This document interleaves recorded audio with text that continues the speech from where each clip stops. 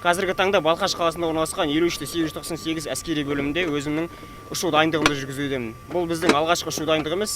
Аталған 4 курста әртүрлі қалаларда, әртүрлі ұшақтарда ұшу дайындығын өтіп келерміз. Бұл Балқаш қаласында екінші рет, яғни 2021 жыл тағы да болған. 2022 жыл қазақстандық әскери ұшқыштарға өте атаулы жыл деп есептеледі. Себебі жаңа аталған оқу орнының есімі 2 мәрте Кеңес одағының батыры Талғат Жақыпбекұлы Бигелдинов атына берілген. Сондықтан да осы жүргізіліп жатқан алғаш біздің ұшу жаттығуларымыздың барлығы да сол кісі сияқты дәрежеге жету үшін, және де өзіміздің әуе қорғаныс турамызды сол кісі секілді қорғай алу мақсатында жеткізілуде және жүргізілуде.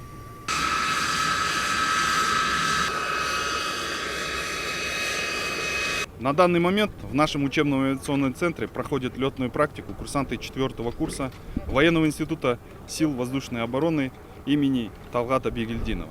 Они проходят практику у нас 4-6 месяцев. За это время получают определенные навыки, вылетают на самолете с таким расчетом, чтобы после окончания военного института сразу убыть в боевые части для того, чтобы пилотировать уже боевой современный самолет, такие как Су-30СМ.